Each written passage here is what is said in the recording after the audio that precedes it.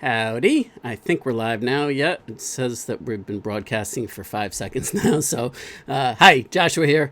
Welcome to day 7 in the 99-day challenge, or Tellman's 99-day challenge to me and to the rest of the folks in his circle that are taking him up on the challenge.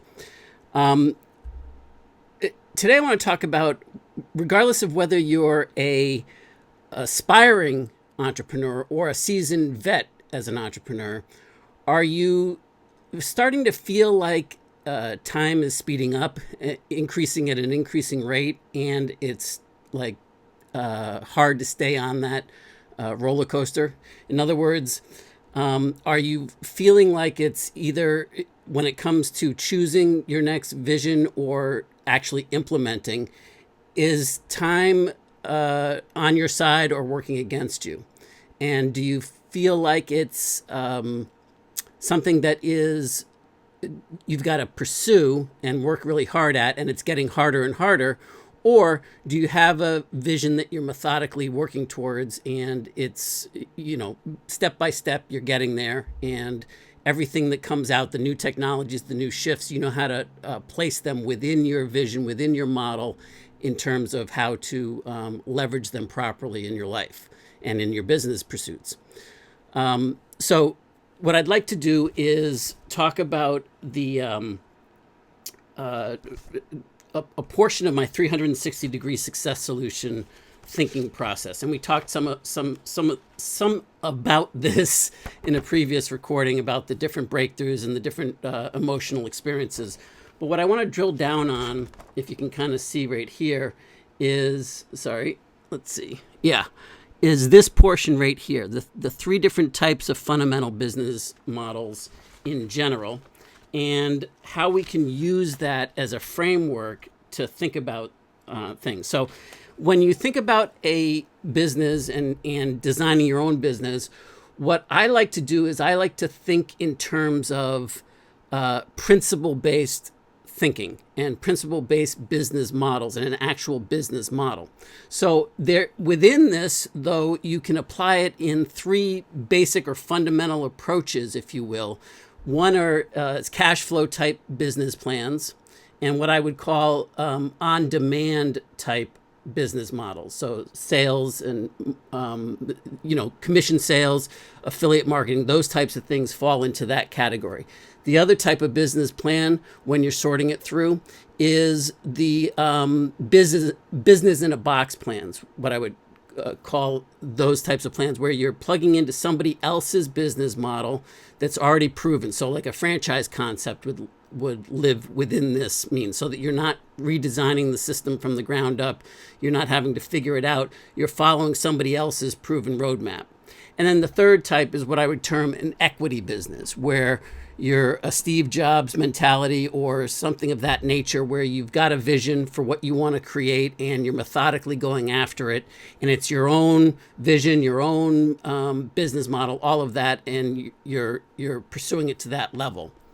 I think where we get into trouble is in several areas, but one of the biggest issues that I think people have is that they are either not seeing how they're sorting it, that they haven't taken the time to evaluate, are they working on a biz in a box type plan or a cash flow plan or an equity plan, and they might expect the results of one and not the other. And none of these are right or wrong. It depends on what's going on in your life, your personal situation. So, what's your current situation? What are your current needs? And that's what this chart down here is about. It's sorting that out and making heads or tails. Once you've legitimized and you're in the process of personalizing, and you know where it is that you want to go and how you want to get there. Now, well, you might not know how you want to get there, but you have lots of options. You have to narrow it down. You have to make a decision, right? And so how do you do that? Well, based on, I do it at any rate, based upon my personality, what I'm looking to accomplish, my personal situation in this moment, which is obviously changes moment to moment. My personality may develop and expand over time and evolve over time, but it basically stays consistent, at least not like your situation would change. And then what are your, based on the situation and based on what you can see and based upon your desires, what do you want? Where is it that you want to go for the future? And how quickly do you want to get there? Those are all things that are inherent in you, in that are about you and getting in touch there on a personalization standpoint. Then, based upon what those dictate to you, then you start to look at the different types of plans, whether it's a cash flow plan or a business in the box plan or an equity plan. And there are pros and cons to each of them, given your particular situation, given your particular desires, your wants, and given your personality. And again, none of them are right or wrong, and they shift over time. So the power here, if you will, is the ability to customize it, to personalize it to your specific needs. And one thing that, whether you're looking to create a cash flow model, and of course in the very beginning, cash flow is king, right? I mean, so the beginning of any venture, you've got to be cautious in terms of how quickly are you going to get to the money, show me the money, and how fast you're going to get there. However, the one caveat that I would recommend that you adopt is that you don't trade money for day trading. In other words, you think about, regardless of the plan that you're choosing, whether it's a cash flow type plan or a business in a box type plan or a full-on equity plan, you think in terms of strategic approaches to it. You think in terms of principle-based business model development and growth rather than tactical approaches. Because if you're feeling like you've got to reinvent yourself every few weeks, or you've got to like you're on a roller coaster that is got its ups and downs and it's going even faster now, well, then chances are real good that you're stuck in the day trading trap of what's before you. And some people are awesome at day trading, and that's great, but sooner or later the bottom's got to fall out of that. There is no longevity to it. You've got to continue to shift. So if that's what you want to do, God bless, go do that. This isn't for you. And this message, this doesn't sync with what's right for me and what I look to create when I build a business model myself. I look to create principle-based business models, regardless of whether they're a cash flow type business. There's still ways to be principle based in your cash flow, to create on-demand type cash flow models. And same thing with your business in the box type models when you're following somebody else's blueprint. And same thing with your equity plans.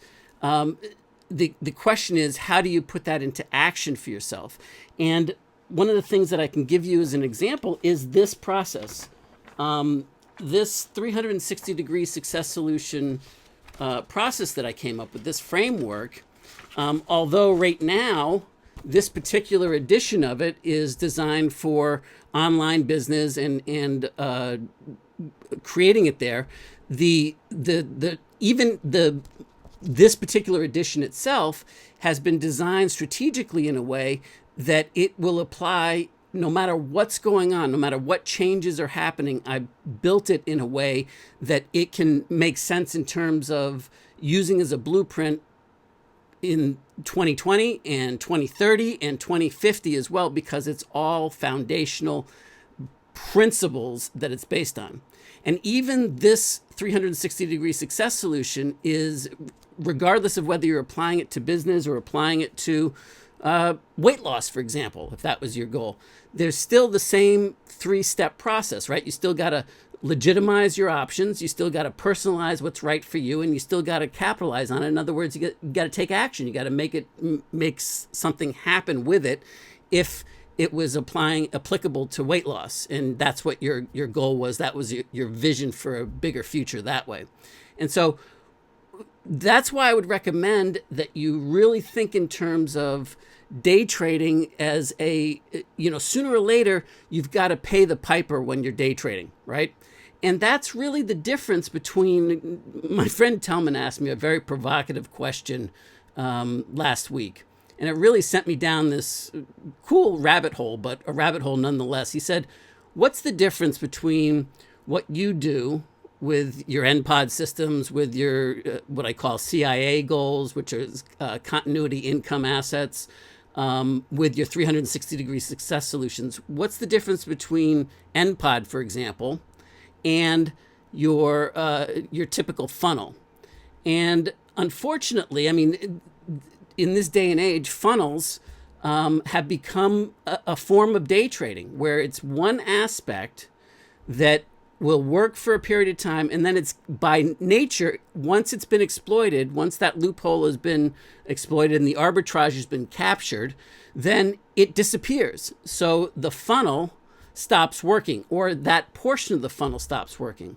But when you can plug a particular piece of the funnel and you have an overall strategy that is based on principles that are never going to change, that are foundational, that are part of the core of who we are, and what changes is the process by which you might deliver those principles, the process by which that might evolve and change, and the communication and technology and things of the nature that allow you to do what you do better or different, and those types of things.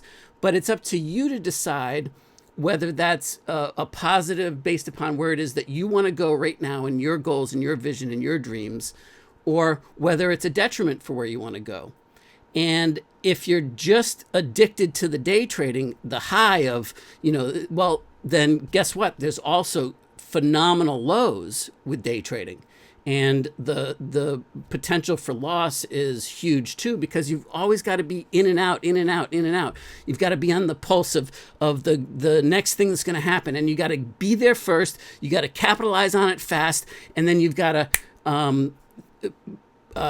get out fast before the bottom falls out on you. And while everybody else is following you, because you've got to be the leader, they're the ones that get caught in the, when it finally collapses and it's time to pay the piper. And so, it's like one of those Bernie Madoff illegal pyramid schemes where sooner or later it comes due, right? And so just remember that when you're thinking about how to proceed forward with your design of your blueprint for your business models and for your life, really, because this is a concept of being willing to trade for right now for the sacrifice of the long term. And by long term, it doesn't even necessarily mean years and years down the road. Seth Godin wrote a brilliant short little post about a year ago. The title was, I believe, "Scrappy is not crappy," or "Scrappy not crappy."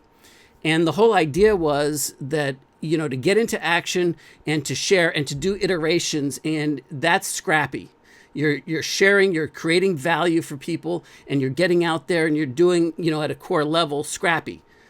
Crappy is when you just throw any old thing out there, and that can be a form of day trading, because when you exploit a short opportunity, you can put out crap, and before you know it, you can make a fortune or make some cash, and then you're on to the next thing.